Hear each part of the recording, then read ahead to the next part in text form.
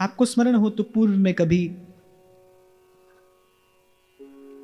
इस विषय पर हमने चर्चा की थी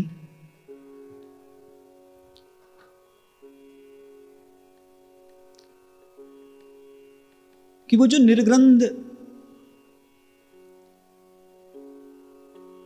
निर्ग्रंथ निश्चिंत स्थिति है, वो वहां है जहां आप और मैं लेने और देने से मुक्त हो जाएं, न लेना हो न देना हो। यही संतों ने कहा कि जब न लेना न देना मगन रहना, जब मन निर्विचार है, चित्त निर्ग्रंथ है, आप निश्चिंत हैं, वो स्थिति है जब न लेना है न देना है। पर आप और मैं इसी लेने और देने के बंधन में बंध कर इस संसार में आए हैं। तो व्यासपीठ ने निवेदन किया था कि लेने और देने से कुछ न लेना और कुछ न देना यहां तक पहुंचने के मध्य में है थोड़ा लेकर बहुत देना। कर्म बंधन और इस बंधन से मुक्ति के मध्य में सत्कर्म है, विचार और निर्विचार के मध्य में सद्विचार है। और महापुरुषों ने इसी को धर्म कहा है। थोड़ा लेकर जब हम बहुत देने का प्रयास करें, और वो देना भी कैसा हो, वो विनम्रता के साथ हो। इसलिए देने से भी कहीं सुंदर शब्द है निवेदन करना। जब थोड़ा लेकर और बहुत निवेदन किया जाए, इसी का नाम धर्म है। जिस तत्व की आप और मैं उपासना कर रहे हैं, वो हित तत्व, वो प्रेम तत्व, वो तो रस है। इसलिए इस उपासना को रसोपासना कहा जाता है। वो तो रस है, पर उस रस के पीछे फल है, फल के पीछे वृक्ष है, और वृक्ष के पीछे भूमि है। उसका विचार भी आवश्यक है। सीधे सीधे फल प्रकट नहीं होता। भूमि है, फिर वृक्ष है, फिर फल है, फिर रस है। तो आप और मैं जिस तत्व की उपासना कर रहे हैं, वो तो परम तत्व है, प्रेम तत्व है, रस तत्व है। पर उससे पीछे भी कुछ है,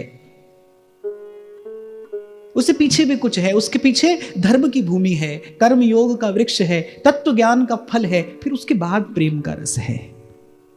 मैं फिर दोहराऊं, धर्म की भूमि है, फिर उस पर कर्म योग का वृक्ष है, फिर तत्व ज्ञान का फल है, फिर प्रेम का रस है। इसी मार्ग से होकर सबको जाना है। श्री सेवक जी महाराज प्रथम प्रकरण में कहते हैं, सार वेद विधि उद्धरी। श्री हरिवंश महाप्रभु ने जो दिया वो तो सार है, वो तो सार तत्व है, रस तत्व है। फिर मैं कई बार एक उदाहरण देता हूं कि कोई माखन तो चाहे लेकिन दूध की सत्ता को स्वीकार ना करे, तो ऐसा कैसे संभव है? प्रकृति अपनी ओर से माखन नहीं देती, प्रकृति अपनी ओर से दूध देती है।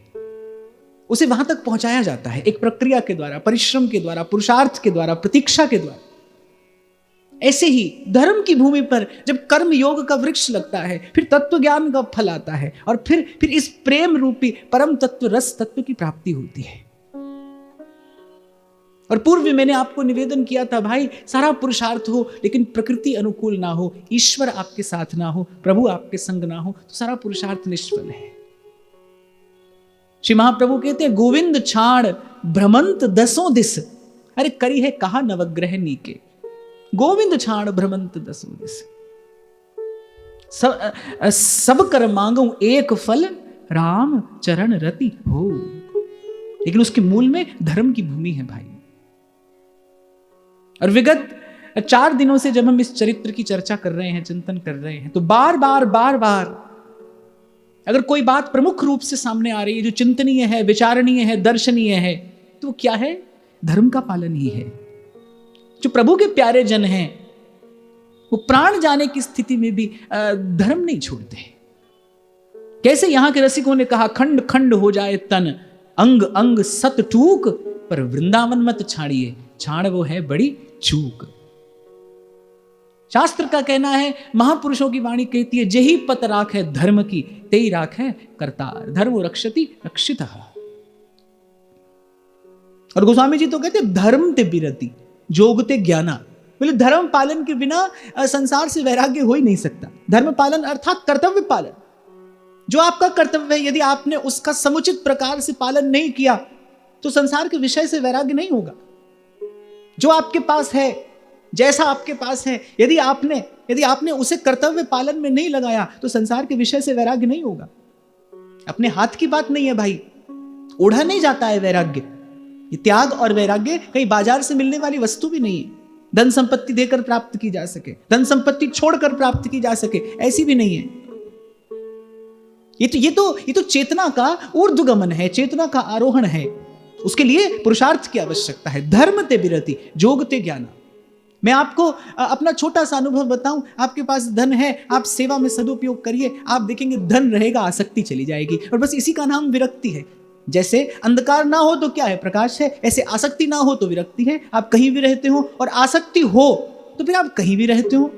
उस त्याग और वैराग्य का अर्थ क्या है? सत्य की कसौटी कुछ और है, धर्म की गति बड़ी सूक्ष्म है। और तभी प्रभु संग है। पूर्व भी आपको स्मरण हो, मैंने कहा था कि विश्वास और श्रद्धा को जीवन में वही धारण कर पाएगा जिसके पास सदाचार का बल होगा। वही विश्वास कर पाएगा, वही विश्वास रूपी इस संपत्ति को धारण कर पाएगा जिसके पास सदाचार का बल होगा, जिसके पास आचरण की पवित्रता होगी, जिसके पास चरित्र की उज्ज्वलता होगी। और ये सब सद्गुण कहीं ना कहीं भाई धर्म पालन से जीवन में आते हैं। स्वार्थ का जीवन बहुत सरल है भाई, स्वार्थ का जीवन बहुत सरल है, परमार्थ का जीवन बहुत कठिन है। स्वयं भगवान ने कहा यत्तदग्रे विषमिव, ये मार्ग तो विष पीने जैसा है भाई। स्वार्थ का जीवन बहुत सरल है, अपने सुख के लिए चीना झपटी करके और बस जीवन यापन कर लेना, ऐसा तो पशु भी करता है। पशु भी छीन झपट कर खा लेता है, पर मनुष्य का जीवन नहीं है। स्वार्थ का जीवन मनुष्य का जीवन नहीं है। कल यही मैं आपको निवेदन कर रहा था कि केवल मनुष्य सा दिखने से कोई मनुष्य नहीं होता। मनुष्य में मनुष्यत्व भी हो, उसमें मनुष्यत्व हो। जो मनुष्य के सद्गुण प्रकृति प्रदत्त हैं वो कहीं उजागर हो, वो कहीं विकसित हो हमारे जीवन में। तो पांडवों ने अपने प्रयास से, अपने पुरुषार्थ से, और प्रयास और पुरुषार्थ के साथ साथ श्री कृष्ण की कृपा से, उनके अनुग्रह से खांडव प्रस्थ को इंद्रप्रस्थ में परिवर्तित कर दिया। स्वर्गीय शोभा, स्वर्गीय संपत्ति उतर आई पांडवों की सेवा में। प्रभु ने इस संसार में जो रचा है, अरे वो आपके मेरे लिए तो रचा है। और जैसे माता पिता को बड़ा हर्ष होता है जब माता पिता अपनी आंखों के सामने अपनी संतान को अपनी संपत्ति का उपयोग करते देखते हैं, तो माता पिता को बड़ा हर्ष होता है। अरे माता पिता अर्जित ही किस लिए करते हैं? इसीलिए तो कि हमारी संतान सुखी रहे। प्रभु ने जो रचा है वो आपके मेरे सुख के लिए ही तो रचा है। बस प्रभु आपसे और मुझसे केवल एक अपेक्षा रखते हैं कि हमारा मार्ग सतपथ हो, हमारा मार्ग कुमार्ग ना हो जाए, सतपथ से हमारा पतन ना हो। तो घर तो बन गया, पांडवों का घर तो बन गया, द्रौपदी गृहिणी हो गई, पर गृहस्थ धर्म का पालन कैसे हो? जब पाणी ग्रहण हुआ था द्रौपदी का, तभी उसके मन में यह संशय उठा था कि अग्नि की साक्षी रखकर मैंने पांचों को वचन दिया कि मैं मनसा वाचा कर्मणा तुम्हारी होकर रहूंगी, पूर्ण रूपेण समर्पित होकर रहूंगी, पर क्या ये कभी किसी भी काल में मुझसे संभव हो पाएगा? क्या मैं झूठा वचन नहीं दे रही? अग्नि की साक्षी, जिस अग्नि से मेरा प्रादुर्भाव हुआ है, जिससे उद्भव हुआ मेरा, उसी अग्नि की साक्षी में, और ऐसा मिथ्या वचन। इसीलिए कल मैंने आपको कहा था भाई, ये चरित्र मुझे इसीलिए अत्यंत प्रिय है क्योंकि यहां तो भाई श्री कृष्ण के प्रेम के लिए श्री कृष्ण ने द्रौपदी से अपना ही त्याग कराया। भक्त भगवान की आशा में एक नहीं अनेक जीवन व्यतीत करने को प्रस्तुत है। जन्म जन्म रति राम पद यह वरदान न आन। पर यहां ये श्री कृष्ण ने कैसी विचित्र परिस्थिति उत्पन्न कर दी। श्री कृष्ण के सुख के लिए श्री कृष्ण से ही दूर हो जाना, श्री कृष्ण के सुख के लिए अपना मन श्री कृष्ण से ही हटा लेना, ये कैसी विचित्र परिस्थिति उसके सन्मुख है। और फिर आगे का मार्ग भी कोई सरल नहीं, आगे का मार्ग भी कोई सरल नहीं। ऐसी परिस्थिति किसके जीवन में आई होगी और कौन वहन कर पाएगा ऐसी परिस्थिति? तो भाई बड़ी विपदा है, बड़ा संशय है, मन में घोर द्वंद है, बड़ी दुविधा है कि आखिर अब गृहस्थ धर्म का पालन कैसे हो। श्री कृष्ण पांडवों के आग्रह पर अभी पांडवों के संग ही थे। अब सब प्रश्नों का समाधान और उनकी आशा तो केवल श्री कृष्ण के चरण ही हैं। तो द्रौपदी ने कहा, सखा अब मुझे ऐसी विपदा में डाला है, अब मुझे धर्म पथ से च्युत मत होने देना, मुझसे धर्म ना छूटे, मुझसे धर्म ना छूटे। अब बताओ इस स्थिति में किस प्रकार मैं गृहस्थ धर्म का पालन करूं। और कहते हैं इतने में श्रीमन नारायण नारायण श्रीमन नारायण नारायण नारायण श्रीमन नारायण नारायण श्रीमन नारायण नारायण नारायण। देवर्षि नारद आ पहुंचे। अब देवर्षि नारद ने कहा, भाई देखो, घर गृहस्थी के विषय में तो हमसे विचार विमर्श करना व्यर्थ है। हम तो घर छुड़ाने वाले हैं, हम तो बसा बसाया घर भी यहां वहां करके और वन का मार्ग दिखाने वाले हैं, तो इसके विषय में तो हमसे प्रश्न ही मत करो। देवर्षि नारद ने कहा, याज्ञसेनी तुम स्वयं विदुषी हो, विचारशीला हो, पहली बात तो तुम्हें किसी के मत से क्या प्रयोजन, और फिर ये तुम्हारे प्राण सखा हैं, और इनसे सुंदर गृहस्थ धर्म का पालन करने वाला कौन है? इनसे पूछो, तुम्हारे तो केवल 5 पति हैं, वहां द्वारिका के महलों का विचार करो, 16,108 रानियां। और कहते द्रौपदी ने, आज द्रौपदी के हाथ अवसर आया। आज तक श्री कृष्ण खिजाते आए थे, अनेक परिस्थितियों में अनेक चंचल शब्द कहकर। आज द्रौपदी के हाथ अवसर आया। द्रौपदी ने कहा, अरे मैं तो भूल ही गई थी, आपसे ज्यादा गृहस्थ धर्म का पालन करना कौन जानता है, आप बताइए ऐसी परिस्थिति में क्या किया जाए। तो वो जो थोड़ा सा उपहास था उस वाक्य में, श्री कृष्ण ने बड़ी प्रसन्नता से उसे स्वीकार किया। श्री कृष्ण ने कहा कि कृष्णा, मैं अपना मत, अपना विचार तो तुम्हें दे दूंगा, पर मैं तुम्हें एक बात आज अवश्य कहना चाहता हूं, और तुम्हें कहने के ब्याज से मैं ये बात सारे संसार से कहना चाहता हूं कि कृष्ण ने 16,000 स्त्रियों का नहीं, परमात्मा ने 16,000 आत्माओं को स्वीकार किया था। कृष्ण ने 16,000 स्त्रियों को स्वीकार नहीं किया। केवल किसी को वस्त्र और खाने का भोजन दे देना ही उसका सम्मान नहीं होता। वस्त्र और खाने का भोजन तो उन कन्याओं को भौमासुर के बंदी गृह में भी प्राप्त हो रहा था। यदि वहां उनके पास नहीं था तो आदर नहीं था, वहां उनके पास नहीं था तो सम्मान नहीं था। और जब मैंने भौमासुर का वध किया तो आकुल व्याकुल होकर वो कन्याएं मेरे चरणों में पड़ गई कि आपने तो हमसे हमारा अन्नदाता ले लिया, अब संसार में तो हमारे लिए कोई स्थान नहीं है, संसार में हमारे लिए कोई आश्रय नहीं है, अब तो केवल आत्महत्या, आत्मघात, यही मार्ग हमारे लिए बचा है, कहां जाएं हम। ऐसी परिस्थिति में उन्हें अपना जान, उन्हें अपनाया, उन्हें आदर दिया, उन्हें सम्मान दिया। और कृष्णा, थोड़ा और निकट जाकर देखोगी तो कृष्ण ने 16,000 स्त्रियों का वर्ण नहीं किया, परमात्मा ने उन आत्माओं को स्वीकार किया। मुझे ऐसा लगता है कि जो श्री कृष्ण का वो ऐश्वर्य और माधुर्य है, वो उनके भक्तों के जीवन में ही तो प्रकट हुआ है। इसीलिए प्रथम दिन मैंने आपसे कहा था, भाई ये किसी नायिका का चरित्र चिंतन मैं यहां से नहीं कर रहा हूं, ये कृष्ण लीला है, ये कृष्ण लीला है। भक्ति के महनीय मापदंड इसमें प्रकट हुए हैं, भक्ति का अद्भुत वैभव इस चरित्र में प्रकट हुआ है।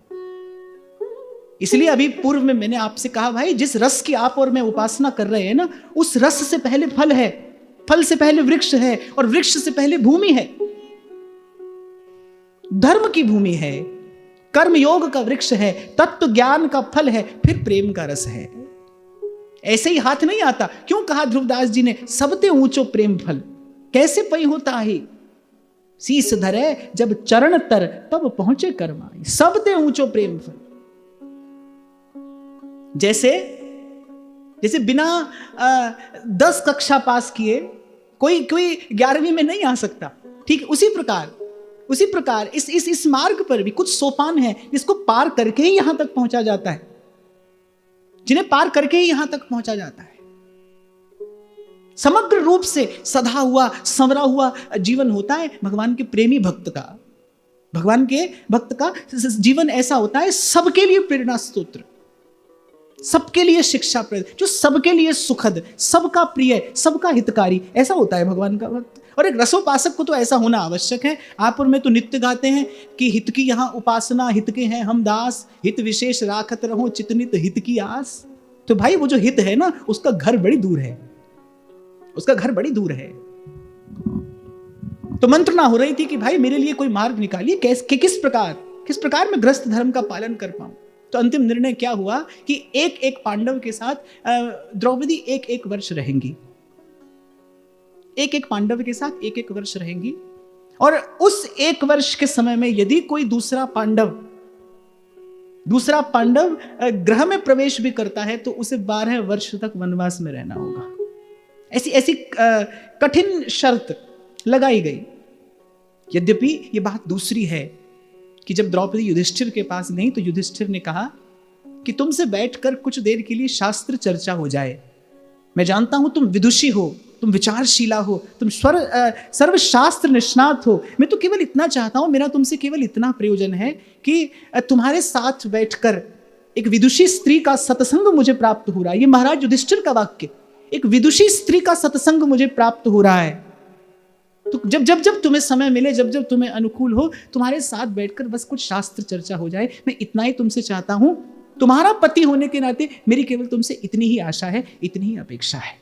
संसार कुछ भी सोचे भाई, संसार कुछ भी सोचे। अरे संसार तो श्री कृष्ण पर भी आक्षेप करता है।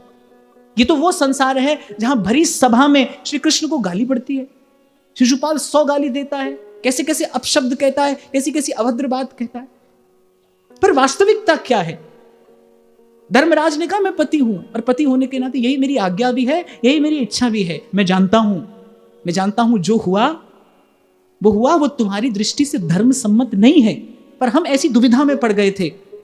और तुम जानती हो कि इसके मूल में तुम्हारे सखा की ही कोई ना कोई इच्छा अवश्य रही होगी। तुम्हारे जीवन में इतनी बड़ी घटना श्री कृष्ण की इच्छा के बिना कैसे घट सकती है?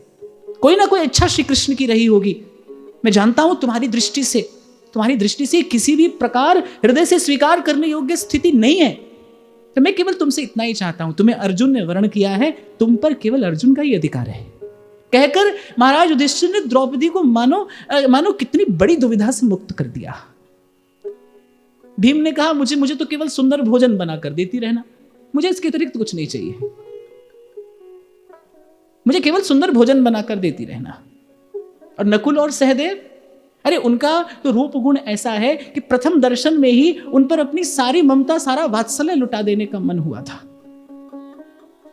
स्त्री केवल जाया नहीं होती, वो जननी भी है, वो भगिनी भी है, वो केवल जाया नहीं है। ये तो मैं कहूंगा ये तो पुरुष की निकृष्ट दृष्टि है, जो स्त्री को केवल भोग्या की भांति देखे। पर वो तो इस समग्र जीवन यात्रा में वो काया भी है और वो छाया भी है, वो जननी भी है और वो भगिनी भी है। और यहां मैं एक बात अवश्य कहकर आगे बढ़ूंगा कि कुछ विवेकी जन ही होते हैं जो उसे शक्ति स्वरूप समझकर उसे आदर दे पाते हैं। वही श्रेष्ठ जन होते हैं, वही जीवन में श्रेष्ठता को प्राप्त करते हैं। क्यों? मैं फिर स्मरण कराऊंगा, हम उसी भूमि पर बैठे हैं जहां से ये उद्घोष दिया गया, यत्र नार्यस्तु पूजन्ते तत्र देवता रमन्ते। कोई कारण होगा, कोई बड़ा गहन गंभीर कारण होगा इसके मूल में। तो भीम ने कहा मुझे तो केवल सुंदर व्यंजन बना कर देना। हाँ, लेकिन यह शर्त रख दी गई कि 1 वर्ष तक यदि कोई दूसरा पांडव ग्रह में प्रवेश करेगा तो उसे 12 वर्ष तक वनवास में रहना होगा। गृहस्थ जीवन आरंभ हुआ। और द्रौपदी का जीवन देखिए कि युधिष्ठिर के साथ 1 वर्ष पूर्ण होने को था, 1 सप्ताह बचा था। और कहते हैं कि इंद्रप्रस्थ की प्रजा पर, इंद्रप्रस्थ के गोधन पर कोई विपदा आई। ब्राह्मण त्राहिमाम त्राहिमाम कहते अर्जुन के निकट आए। संयोग से अर्जुन का गांडीव, अर्जुन के वो तीर, वो बाण रखे थे उसी ग्रह में जहां महाराज युधिष्ठिर द्रौपदी के साथ बैठे चौसर खेल रहे थे। एक ओर गोधन पर विपदा आई है और दूसरी ओर यदि मैं महल में प्रवेश करता हूं तो नियम भंग होगा और उसके परिणाम स्वरूप मुझे 12 वर्ष तक वन में रहना होगा। ये कैसी विपदा, ये कैसी स्थिति मेरे सन्मुख आ खड़ी हुई। पर उस समय गांडीवधारी अर्जुन को यही योग्य लगा कि प्रजा की रक्षा ये सर्वोपरि कर्तव्य है। और एक और संदेश यहां पर मिलता है कि परोपकार के लिए यदि स्वार्थ का त्याग करना पड़े तो तत्काल बिना किसी विचार के करना चाहिए, क्योंकि परहित सरस धर्म नहीं भाई, पर पीरा सम नहीं अधमाई। अर्जुन गए भीतर, गांडीव लिया, प्रजा के कष्ट को दूर करके अगले दिन प्रातः काल महल में हाहाकार मचा है। क्यों? क्योंकि अर्जुन ब्रह्मचारी के वेश में खड़े हैं, बन जाने को तैयार। द्रौपदी स्तंभित रह गई देखकर। महाराज युधिष्ठिर ने भी कहा कि घोर विपद काल में तुमने नियम भंग किया है और इसमें कुछ भी अनुचित नहीं था, इसमें कुछ भी अनुचित नहीं था। और प्रजाजन पर विपदा आई, विपदा के कारण तुमने नियम भंग किया, तुम्हें वन में जाने की कोई भी आवश्यकता नहीं। लेकिन अर्जुन ने बड़े कठोर स्वर में कहा, आप धर्मराज हैं, आपके मुख से ऐसी बात शोभा नहीं देती। मैं अपने स्वार्थ के लिए नियम भंग करूं? यदि मैं नियम भंग करता हूं तो मेरे अनुज और मेरी प्रजा वो क्या संदेश मेरे जीवन से ले पाएंगे? यदि मैं नियम भंग करता हूं तो वो क्या संदेश मेरे जीवन से ले पाएंगे? मुझे जाना होगा। द्रौपदी के हृदय की स्थिति, उसके हृदय की व्यथा, उसकी वेदना की कल्पना कौन करे। अरे उसने महाराज युधिष्ठिर के साथ भी एक एक दिन केवल इसी प्रतीक्षा में तो व्यतीत किया था कि वो समय आएगा, वो समय आएगा जब मैं मनसा वाचा कर्मणा सव्यसाची के चरणों में समर्पित होंगी। वो पतिव्रता है, वो पतिव्रता है। एक बार मन से, हृदय से जिसे अपना किया, जिसकी हुई, उसके अतिरिक्त किसी पर पुरुष का स्पर्श उसका हृदय भी नहीं कर सकता। केवल इसी प्रतीक्षा में तो दिन व्यतीत किए थे। और अब जब अवसर थोड़ा निकट आया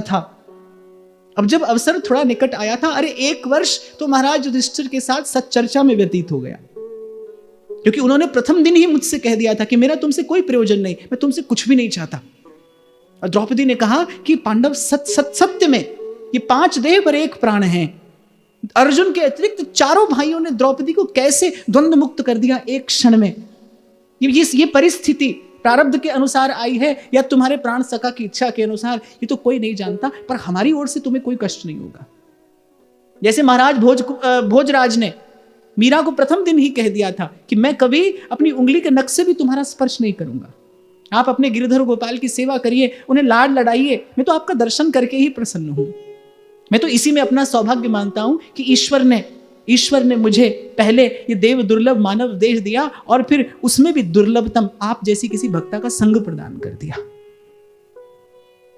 तो युधिष्ठिर, भीम, नकुल, सहदेव, उन्होंने तो द्वंद्व मुक्त कर दिया था द्रौपदी को।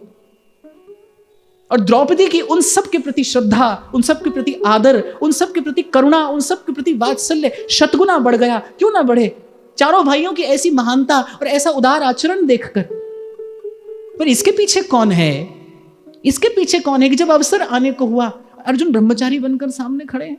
उस बेचारी के हृदय की पीड़ा कौन जाने। द्रौपदी ने मन में विचार किया कि क्या केवल यही पीड़ा ही भाग्य में लिखवा कर आई हूं मैं? मेरी व्यथा, मेरी वेदना समझने वाला भी कभी कोई होगा? फिर से अनेक प्रश्न हृदय में उमड़ते द्रौपदी की चेतना उन्मुख हो गई श्री कृष्ण के चरणों की ओर। पर अर्जुन अपने व्रत पर दृढ़, गंभीर। यद्यपि महाराज युधिष्ठिर ने कहा वो धर्मराज हैं और राजा हैं, राजा की आज्ञा किसी भी काल में अप्रतिहत है, उसे नहीं लौटाया जा सकता। महाराज युधिष्ठिर ने कहा ये मेरी आज्ञा है। अर्जुन ने कहा धर्मराज होकर थोड़े से स्वार्थ के सुख के लिए नियम भंग करना, अपने व्रत से टल जाना, कम से कम ये पांडुपुत्र अर्जुन को शोभा नहीं देता। अर्जुन ने कहा कि सव्यसाची अपने व्रत से नहीं टल सकता। मैं अपने जीवन का प्रत्येक सुख एक बार नहीं अनेक बार उत्सर्ग करने को प्रस्तुत हूं, पर मैं, जिसे श्री कृष्ण अपनी आत्मा कहते हैं, अर्जुन ने कहा मुझे स्मरण है कि मेरा संबंध किससे है। मुझे श्री कृष्ण अपनी आत्मा कहते हैं, वो मुझे अपनी विभूति कहते हैं, वो मुझे अपना प्राण सखा कहते हैं। इससे पहले द्रौपदी अर्जुन से कुछ कह पाती, द्रौपदी ने तो मन में विचार कर लिया था, खोल दिए थे अष्ट अलंकार, धारण कर लिए थे उसने पुष्पों के वस्त्राभरण, जो उनकी आदर्श थी, जगत जननी जगदम्बा जानकी। अरे उन्होंने भी तो यही किया था कि जब पति बन जाने को प्रस्तुत हुए तो उनका अनुगमन किया। मैं भी यही करूंगी, 12 वर्ष तक मुझे अर्जुन के संग रहने को मिलेगा। द्रौपदी के अंतर में तो बड़ी प्रसन्नता सी छा गई थी जब अर्जुन को ब्रह्मचारी के वेश में देखा। पर अर्जुन ने कहा कि अभी तुम महाराज युधिष्ठिर की अर्धांगिनी हो, इसके बाद 1 वर्ष तुम्हें भ्राता भीम की सेवा करनी है। तुम मेरी अर्धांगिनी, तुम मेरी पत्नी नहीं हो। इस समय तुम मेरा अनुगमन नहीं कर सकती। द्रौपदी जहां देखती है वहां केवल निराशा है, वहां केवल हताशा है। इसलिए कल मैंने आपसे निवेदन किया था, एक क्षण के लिए भी संसार के सुख का स्पर्श नहीं करने दिया श्री कृष्ण ने। दुख की घड़ी में साथ रहे, संग रहे, लेकिन संसार के इस झूठे सुख में द्रौपदी को उलझने नहीं दिया। इसीलिए वो तो उन्मुक्त कंठ से कहते हैं, भाई मैं जिसे अपना बनाता हूं उसका सर्वस्व हर लेता हूं, मैं जिसे अपनाता हूं मैं उसे रीता कर देता हूं, उसका सर्वस्व हर लेता हूं। अरे प्रभु तो स्पष्ट कहते बोले उसका कोई संकल्प मैं सफल नहीं होने देता, उसे निराश कर देता हूं, सब ओर से थक कर हार कर फिर जब वो मेरे पास आता है, मेरे चरणों पर अपना मस्तक रखता है, तब उठाकर उसे हृदय से लगाकर यह लब्धवा पुमान सिद्धो भवति अमृतो भवति तृप्तो भवति। तो भाई इनसे प्रेम करना तो इनके स्वभाव को जान मानकर इनके निकट आना, इनका स्वभाव तो ऐसा ही है। आपके मेरे जीवन में तो क्या दुख है भाई, क्या पीड़ा है, वहां सर्व सुखों की अधिकारिणी है कृष्ण। ऐसा निर्मल जीवन, ऐसा पवित्र जीवन, ऐसा भक्ति पूरित जीवन, वो सर्व सुखों की अधिकारिणी है। पर श्री कृष्ण ने कभी संसार के इस कच्चे, इस झूठे, इस मिथ्या, इस क्षणभंगुर सुख का द्रौपदी को स्पर्श भी नहीं होने। जब जब सुख की घड़ी आई, वो स्वयं आकर खड़े हो गए। दुख में उसका हाथ थामे रहे। प्रथम दिन ही उसे वचन दे दिया था कि तेरे 2 पग आगे 2 पग पीछे मैं रहूंगा। उस दुख में उसका हाथ थामे रहे, लेकिन उलझने नहीं दिया। वो जानते हैं कि ये संसार का सुख कैसा है कि चुगत कछुक सुख होई, पर फिर फांसी ऐसी पर है तिहि सम दुख न कोई। अर्जुन ने कहा किसी भी स्थिति में तुम मेरा अनुगमन नहीं कर सकती।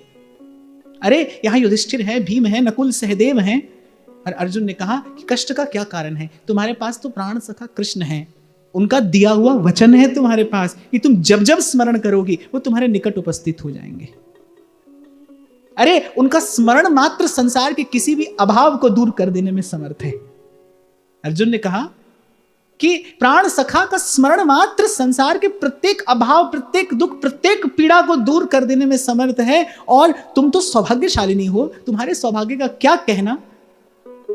वो तुम्हें प्राण सखी कहते हैं, वचन दिया है तुम्हें कि तुम जब जब स्मरण करोगी, मैं कहीं भी हूं पर तुम्हारे निकट में उपस्थित हो जाऊंगा, तुम्हारे लिए मैं उपस्थित हो जाऊंगा। आपको स्मरण हो कभी मैंने आपसे कहा था, जो करता है उसके लिए वो दृष्टा है, वो केवल देख रहा है, वो कुछ नहीं कहता। जीव अपने किए का फल समय आने पर पा जाता है। जो करता है उसके लिए वो दृष्टा है, पर जो समर्पित है उसके लिए वो उपस्थित है, अंग संग उपस्थित है। जो समर्पित है उसके वो सदा निकट है, सदा सन्निकट। जो बछड़ा संग गाये, इसी का विचार करके श्री गोस्वामी जी कहते हैं, जिमि बालक राखे महतारी, करऊं सदा तिनकी रखवारी, करऊं सदा तिनकी रखवारी। तो तुम्हें चिंतित होने के कोई भी आवश्यकता नहीं। और सदा स्मरण रखना कि मैं जो कर रहा हूं वो केवल धर्म का पालन करने के लिए कर रहा हूं। मैं एक बात आपको यहां अपने बहुत छोटे से अनुभव से निवेदन करूं कि मार्ग निश्चित रूप से कठिन है, इसमें व्यथा भी है, इसमें पीड़ा भी है, इसमें वेदना भी है। पर महाराज श्री शरणानंद जी महाराज कहते थे कि धर्म पालन में जो व्यथा और वेदना है वही मनुष्य को महापुरुष बनाती है, वही उसकी समर्थ बनती है। इसमें कष्ट है, इसमें पीड़ा है। तभी भगवान ने कहा यत्तदग्रे विषमिव, ये मार्ग कठिन है, पर इसमें जो पीड़ा है वो आपको दुर्बल नहीं बनाएगी।